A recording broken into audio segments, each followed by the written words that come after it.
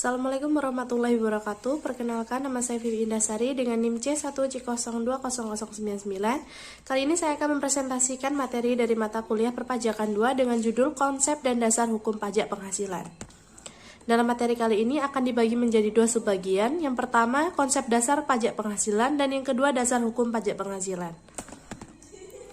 Bagian pertama, konsep dasar pajak penghasilan. Definisi pajak penghasilan. Secara umum, pajak penghasilan adalah pajak yang dikenakan kepada orang pribadi atau badan atas penghasilan yang diterima atau diperoleh dalam 1 tahun pajak. Penghasilan yang dimaksud dapat berupa keuntungan usaha, gaji, honorarium, hadiah, dan lainnya. Dasar hukum pengenaan PPh ini tercantum dalam pasal 4 ayat 1 UU PPh yang menjadi konsep dasar PPh di Indonesia. Berikut bunyi pasal 4 ayat 1 UU PPh. Yang menjadi objek pajak adalah penghasilan, yaitu setiap tambahan kemampuan ekonomis yang diterima atau diperoleh wajib pajak, baik yang berasal dari Indonesia maupun dari luar Indonesia, yang dapat dipakai untuk konsumsi atau untuk menambah kekayaan wajib pajak yang bersangkutan dengan nama dan dalam bentuk apapun. Dari pasal di atas dapat diambil 5 konsep dasar pajak penghasilan. Yang pertama, setiap tambahan kemampuan ekonomis. Klausul tersebut mengarah pada setiap tambahan kemampuan untuk menguasai barang dan jasa yang didapat oleh wajib pajak dalam tahun pajak tertentu. Maksud kata tambahan di sini adalah jumlah neto penghasilan, yaitu jumlah penerimaan atau perolehan penghasilan bruto dikurangi dengan biaya mendapatkan, menagih, dan memelihara terkait penghasilan tersebut. Yang kedua, yang diterima atau diperoleh wajib pajak.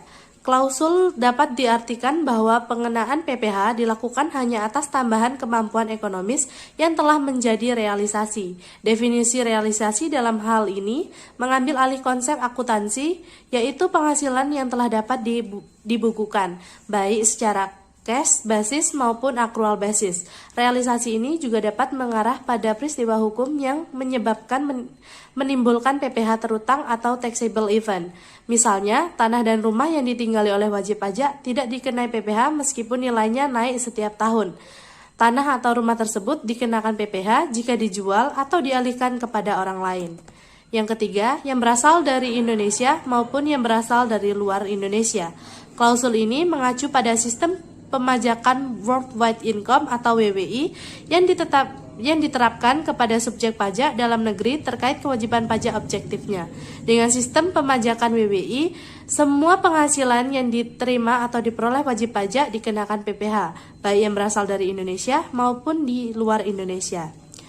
Yang keempat, dengan nama dan bentuk apapun. yang merupakan penerapan prinsip the substance over from principle, yang artinya substansi atau hakikat ekonomis dari suatu penghasilan lebih diutamakan daripada bentuk formal dari penghasilan tersebut. Yang kelima, yang dipakai untuk konsumsi maupun yang dipakai untuk membeli tambahan harta. Unsur yang keempat ini merupakan cara menghitung atau mengukur besaran penghasilan yang dikenakan pajak. Objek PPh sebagai hasil penjumlahan seluruh pengeluaran untuk kebutuhan konsumsi dan sisanya yang ditabung menjadi kekayaan wajib pajak, termasuk yang dipakai membeli harta sebagai investasi. Pada dasarnya, hal ini merupakan penerapan rumus Y sama dengan C plus S untuk keperluan perpajakan. Ini lazim disebut metode perhitungan penghasilan kena pajak berdasarkan pemakaian penghasilan, ekspenditur atau penggunaan penghasilan. Bagian 2, dasar hukum pajak. Dasar hukum pajak penghasilan adalah UU nomor 7 tahun 1983 tentang pajak penghasilan yang berlaku sejak tanggal 1 Januari 1984 dan Lembaga Negara Republik Indonesia tahun 1983 nomor 50 tambahan Lembaran Negara Republik Indonesia nomor 3263 sebagaimana telah mengalami perubahan dalam suatu rangkaian yang dilaksanakan dalam 4 tahap, yakni tahap pertama UU nomor 7 tahun 1991, yang tahap kedua UU nomor 10 tahun 1994, yang ketiga UU nomor 17 tahun 2000, yang keempat UU nomor 36 tahun 2008. Kandungan yang terdapat dalam UU nomor 36 tahun 2008 diantaranya adalah pengertian pajak, objek dan subjek pajak yang bukan objek dan subjek pajak, tarif, serta waktu penyetoran pajak. Sekian presentasi dari saya, lebih dan kurangnya saya mohon maaf. Wassalamualaikum warahmatullahi wabarakatuh.